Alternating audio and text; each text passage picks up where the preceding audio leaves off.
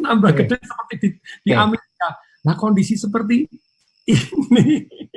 Oke, menarik. Belum ditambahin geopolitiknya, jedor perang. Oke. Jadi langkahnya tadi 5, stay cash dulu. Sekarang ya harus stay cash.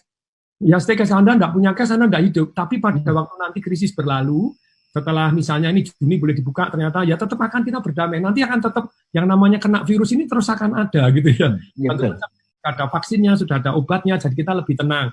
Walaupun nanti yang kebal juga terhadap seperti TBC kan ada yang kebal, orang nggak peduli, mati loh itu TBC. Betul. Tapi kembali lagi, cash nomor 1 King, yang kedua adalah yang namanya nanti pada waktu itu kena uang yang dicetak banyak ataupun utang kita tambah banyak, otomatis uang beredar banyak, berarti pada saatnya nanti cash is stress. Cash adalah jadi sampah. Must be very bull itu untuk ini. Jadi, betul. Nah ini, saat ini tuh kalau secara ekonomi ya kita tukar kepada namanya aset yang namanya distress. Orang-orang yang stres asetnya, perusahaan-perusahaan yang stres. Ya tapi Pak Mardigu, Pak Bosman ngomong begini, aku wis bangun ini sudah, udah masanya gini, beli jual, ya saatnya ini. Gitu. Kemarin saya ngobrol dengan Pak Haritanu, terus kemudian ngobrol dengan Mas Sandiaga Uno. Nah itu mereka sukses itu kan memang tahun 97-98 bumi gonjang ganjing, mereka switch menjadi maklar. Nah ini loh, tidak perlu duit banyak sekali, jadi maklar. Dia bilang saya kan dapat sukses fee kalau Pak Haritanu. Kalau Pak Sandiaga Uno terang-terangan, dia ngomong, saya kan dapat 20% tanpa modal. Lu kok bisa 20% tanpa modal? Modalnya nanti tetap saya bayar, tapi bayarnya pada waktu laku. Pada waktu untung. Nah, untung kan saya yang gini, pertama 20, bisa 30, bisa 40, bisa 51%, bahkan yang lain cuma saya bayar kalau gantian modalnya sih. Jadi bisa 100%. Nah, itu membuat kekayaannya dia meledak luar biasa. Memang zamannya sekarang, ya istilahnya mau jadi maklar kecil atau maklar raksasa gitu ya. Yang kedua ini adalah kita tukar cash kita menjadi aset yang distress. Yang misalnya properti, kemarin Kompas tanya ke saya, Kompas bagian properti gimana? Sekarang ini indahnya properti, lu kok bisa? Betul. Selalu indah karena selalu ada yang dijual diskon. Tapi kali ini diskonnya lebih banyak. Dan lebih banyak jumlah penduduk di ini. Nah ini kalau ini namanya apa ya? Jumlah penduduk itu demografi ya. Yes. Jumlah penduduk menurut Boston Consulting, Indonesia tahun 2013 sampai 2020 ini peak naik 68,7 juta orang kaya baru, maksudnya sekolah, kemudian sekarang kerja, kemudian mulai menikah, mulai butuh properti. Saya melihat properti ini very good, Pak. Namanya jalan, infrastruktur jadi. Bandara jadi. Terus kemudian jadi infrastruktur sudah jadi, jumlah penduduknya naik, terus kemudian uang beredar nambah, sekarang diskon. Apik tenan. Setuju. Dan saya stay cash, Pak, sudah sejak 3 tahun yang lalu. Saya jual hotel Kartika Graha di Malang. Saya jual Star Hotel saya yang di Semarang. Saya jual stay cash. Ini apartemen sudah stay cash. Nah, sekarang mulai berburu properti. 50-60%. Nanti pada waktu hari H, naik 2 kali minimal. Karena 2 kali cuma balik pulih. Setuju. Nah, jadi ini yang kedua. Jadi, distress aset ini bisa perusahaan, bisa satu yang namanya properti. Yang ketiga, tetap ada emas dan perak. Dan saya di rumah sakit dapat duit ember-emberan, Pak. gara-gara perhatian terhadap perak. Zaman Nabi Muhammad dulu, 1 gram emas sama dengan 10 gram perak. Sekarang 1 gram emas pada waktu saya di rumah sakit, 124 gram perak. Emasnya legit, peraknya waktu itu sempat anjlok dulu. Anjlok sempat bagus nih, dibanting dulu, akan disapu nih sama orang-orang kuno, pernah disapu. Padahal dibanting, saya ikut sapu, Pak, di bawah tadi. Sekarang naik gini, sudah untuk ember-emberan. Bandarnya menyerah, Pak. Jadi bandar itu kan yang nerima tuh, karena perak termasuk jarang. Jadi bandarnya saya beli nggak boleh sekarang. Saya kirimin, boleh. Pak Tung, gini loh Pak Tung, saya ini nggak bisa ngelempar gitu. Kalau saya nggak bisa ngelempar, nanti kalau naik tinggi aku nggak bisa bayar Pak Tung. Jadi, paham. Beliau yang lain, ya sudah tobat. Ngeri lihat pergerakannya. Nah ini untuk paham. Jadi emas dan perak saya tidak spekulasi. Kalau spekulasi kan orang semua di emas dan perak. Kita melakukan aset alokasi, 7,5%, 10% silahkan. Nah kemudian yang keempat itu kita punya bisnis-bisnis yang istilahnya real money, Pak. Real money itu yang anti krisis. Itu saya belajar dari Om Lim sama Pak Motaryadi. Kalau Om Lim itu satu hari duit dipotong, dia duitnya dimasukkan sungai. Saya baca biografinya, kemudian dia nangis. Ternyata kaya itu bukan banyak duit ya. Kaya itu banyak aset yang menghasilkan duit. Ya. Makanya kan saya masuk Indosemen, Indomie, Indofood, terus tepung terigu masuk ke paling bawah. Nah, makanya ketika 2 tahun yang lalu saya mulai buka laundry, Pak. Itu teman-teman yang di properti, ini kurang kerjaan ini. Hah? Duit receh dikerjain gitu. Iya. Tapi ternyata begitu dia harus mecat karyawannya, karyawan yang bagus malah tidak dipecat, malah mengundurkan diri. Kenapa kok kamu mengundurkan diri? Oh, saya buka laundry. Loh, laundrynya siapa? Itu partnernya Bapak itu. Itu lumayan loh Pak, saya gaji di sini 15 juta, buka 2 laundry, 1 bulan 50 juta Pak. Jadi keluar. Saya 2 tahun buka 90 laundry Pak. Sampai sekarang PSBB pun masih bertahan karena bertahan. Boleh buka dan kebutuhan. Dan apalagi kita iklannya kena loh, antivirus itu. Jadi setuju. Nah ini yang keempat itu adalah basic business yang bertahan. Saya meneliti di tahun 1947 sampai 2018, laundry di Amerika itu nambah terus sampai 300.000, tidak pernah turun walaupun ekonomi naik turun. Berarti ini kan dibutuhkan. Nah ketika dibutuhkan, saya masuk di sini itu lumayan membantu cash flow saya nih. Bantu THR-an ini, yang lain nggak boleh THR-an, saya masih ngasih THR plus 1 Mei sudah THR. Setuju. Nah yang kelima, perhatikan peraturan pemerintah. Jadi peraturan pemerintah ini kemana gitu ya? Oh, perhatikan, uang ini mengalir kemana? Orang sukses kan antisipasi. Uang mengalir kemana? Kalau Anda fokus di satu tempat, boleh nggak sampai jadi, tapi setelah itu harus ada namanya aset alokasi. Kalau satu doang, waduh. Jadi ada teman di travel punya 12.000 cabang. Nah sekarang travel langsung. Iya. Travel doang. Antisipasi uang ini mengalir dari mana ke tempat yang lain. Kenapa saya ke Perak? Saya merasa begitu Mas jeblok ini tinggi, Perak yang ketinggalan ini akan ngejar. 1:80 aja sudah untungnya banyak sekali. Sekarang baru 1:111 Pak. Dari 1:124 gram. Nah, jadi aturan pemerintah misalnya, dulu kenapa sih orang bilang, Pak Tung ngapain sih ngerjain rumah sederhana, satu amal, karena jadi rumahnya yang kedua, jadi karena ini aturan pemerintah lagi memberi subsidi ke sana. Dulu saya antri-antri, nah sekarang APD, pemerintah lagi masuk ke APD, masuk apa ya, perhatikan ke peraturan pemerintah ini kemana, selalu ada uang mengalir yang ke tempat satu tempat yang lain. Orang sukses antisipasi bukan bereaksi gitu ya. Ini Miran Bosman ini Pak Bosman. Oh cukup ini, ilmunya udah cukup ini. Nah, teman-teman udah dapat insight banyak banget dari Pak Tung ini. Wah, lagi nunggu puasa gini, powerful banget nih cerita dengan Pak Tung nih. Geopolitik sama geoekonomi dengan saat ini kira-kira pandangannya Pak Bosman Mardigu ini apa yang harus dilakukan kita dan apa yang terjadi, apa yang kita harus lakukan? Ini kalau cerita geopolitik dan geostrategi ini tidak sederhana. Kita membicarakan bisnis, tetapi bisa kita kemas menjadi informasi yang bermanfaat gitu ya. Jadi pertanyaannya kira-kira akan perangkah antara Cina dengan Amerika secara militer gitu ya. Itu mungkin akan membuat kita menjadi lebih siap terhadap apa yang akan terjadi. Jadi ini teman-teman penting loh nih, perhatikan loh nih, karena kamu kaget lagi tidak antisipasi. Ya. Jadi jangan sampai seperti bulan Januari dibilang tidak ada COVID, bulan Februari nggak ada COVID, total door ada gitu ya. Nah, perang, jadi gini, di dalam kita menganalisa perang tidak perang bukan masalah buat kita, tapi apapun itu kita harus punya skenario gitu ya. Nah, skenario pertama yang harus kita ingatkan adalah kalau Anda jadi Trump, gitu ya. Kalau Anda jadi Trump, Anda bulan November nanti adalah masa jabatan kedua, Anda akan ada pilpres. Ya. Anda ingin menang 2 kali. Dia mengambil peluang ini bagaimana? Kalau dia diam saja saat ini, dia kalah. Karena nama dia tercemar sekali urusan COVID waktu masuk ke Amerika dengan sampai 1,5 juta orang kena. Nama Trump ini udah jelek sekali gitu. Tapi kalau dia menang perang dengan Tiongkok, itu ceritanya lain, gitu ya. Atau sedang perang, ceritanya bisa lain. Atau sedang perang, gitu ya. Perang itu cenderung pertahanan, dia akan dipertahankan, itu sejarah ya, selalu. Nah, FDR, Franklin Delano Roosevelt, dulu menjadi presiden Amerika 3 kali, karena waktu itu Perang Dunia Kedua. 3,5 kali, Pak.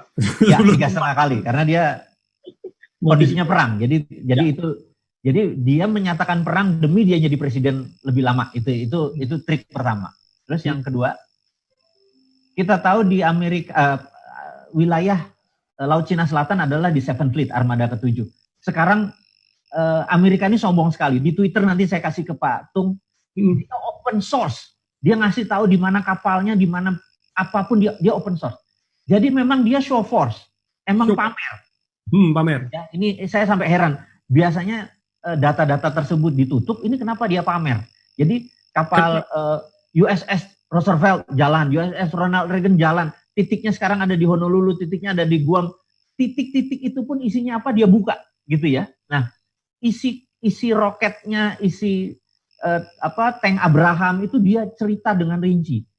Saya mencoba menganalisa karena saya pikir udahlah berita Indonesia kan saat ini tidak, berita luar negerinya sedikit sekali. Ya. Jadi padahal di CNN ada, di Bloomberg ada, di Reuters ada gitu ya.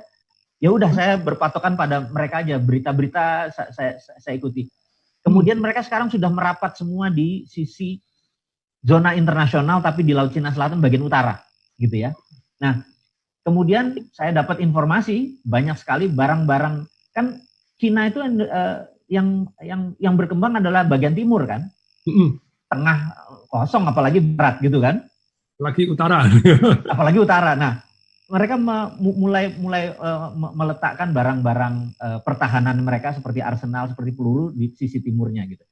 Kondisinya tegang. Terus saya tanya sama teman-teman di China, partner saya banyak sekali di China, ada TCC, Tianjin, China Chemical, dan saya kabar-kabaran gitu. Mereka semua tense, tegang gitu. Mereka nanya sama saya, akan jadi perang nggak? Saya bilang, mau jawaban profesional saya bilang gitu. Xi Jinping adalah pemimpin yang jago dagang, Trump adalah pemimpin yang jago dagang. Jadi sebenarnya perang itu cuma dogfight aja, nanti mereka akan ketemu di satu titik gitu ya, akan ketemu di satu titik gitu. Karena kalau perang, mungkin roketnya Tiongkok bisa menghancurkan kapal Amerika, tapi roketnya Amerika bisa ke kota Shanghai, Shenzhen segala macam, gitu. Ini akan hancur-hancuran dan dua-duanya adalah pedagang. Kata-kata hancur itu nggak mungkin, merugikan mereka sendiri yang rugi. Jadi saya tahu bahwa ini tidak akan terjadi perang seperti yang ngono gitu ya kalau bahasa Jawanya. Tapi mungkin perangnya basa-basi atau perang gimana? Nah, bentuk perangnya sekarang di dalam militer itu ada 6 bentuk perang, ada 7 bentuk perang. Ini betul-betul pernah di atasnya pertahanan ini. Perang yang kombatan yang pakai bedil itu military warfare itu cuma 1/7, yang 6/7 nggak pakai bedil, seperti currency warfare, financial warfare, biological warfare, itu nggak pakai bedil gitu ya. Tapi semua kategorinya perang gitu. Nah, karena itu di dalam ekonomi di Indonesia saat ini, sejak 2017 begitu Trump menjadi presiden Amerika, Trump menggunakan strategi yaitu menggunakan trade war. Kemudian ada China di counter dengan currency war gitu ya. Kemudian COVID diduga adalah biological warfare. Jadi diduga dulu ya, apapun yang terjadi itu adalah war. Nah, karena itu saya pernah mengingatkan melalui video saya bahwa ada 3 macam ekonomi. Ekonomi at normal condition, ekonomi at crisis, dan terakhir ekonomi at war. Oke. Bentar, ini ada gangguan. Halo, apakah bisa nyambung lagi? Teman-teman yang masih mendengarkan, ini ekonomi normal, ekonomi krisis, dan ekonomi pada waktu perang itu seperti apa? Mantap ini. Yes, mantap. Yuli, apakah dengar? Dengar, Pak Tung. Ya, Pak Bosman, Pak Mardigu, apakah dengar? Kelihatannya terputus. Ya, terputus. Lagi hot-hotnya loh itu ya.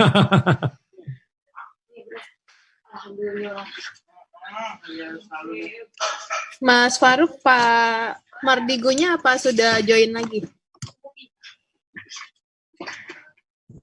Keluar itu. Ya, kepencet tadi. Mungkin nggak sengaja kepencet gitu. Ini jadi teman-teman, kalau saya nih masih IG live, masih live atau masih ya? Masih, Pak.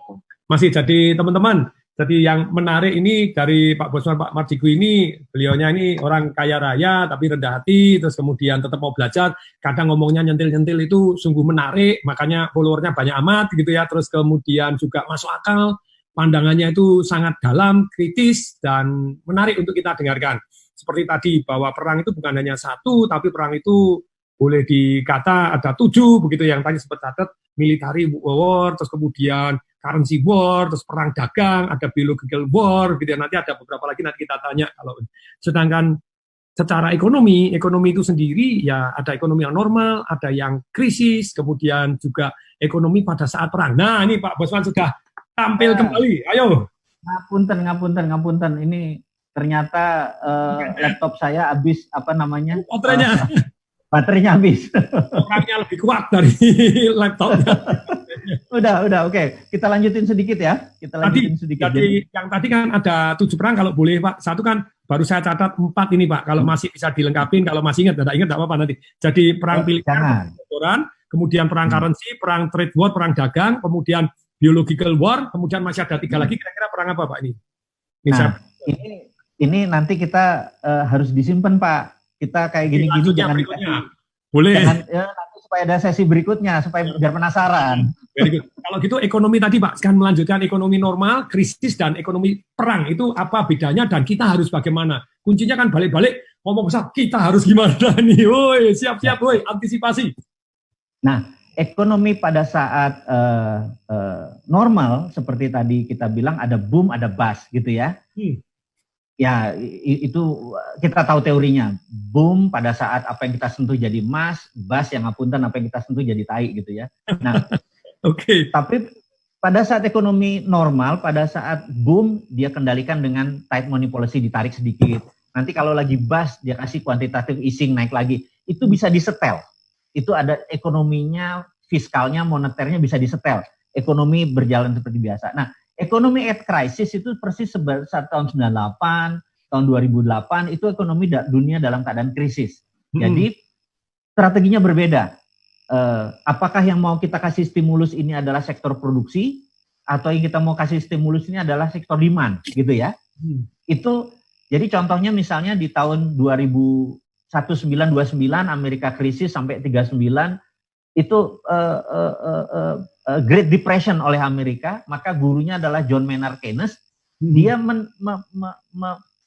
create demand, jadi dia kasih orang dikasih uang karena sektor produksinya kuat. Jadi karena sektor produksinya kuat, demand yang kurang, makanya yang dikucurkan dana adalah demand. Nah, di Indonesia ini kalau printing money, yang mati ini bukan demand, yang mati saat ini sektor produksi nih.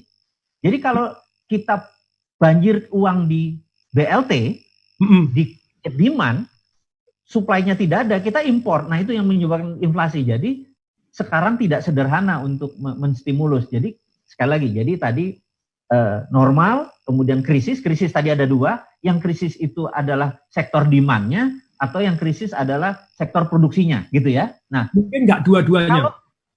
Apalagi dua-dua. Nah, kalau economic at war, Pak, supply-nya amblas, demand-nya amblas. Nah, karena jadi sekarang ini kita kategorinya bukan ekonomi at normal, bukan ekonomi krisis, ini namanya economic at war. Economic at war itu ambruk semua.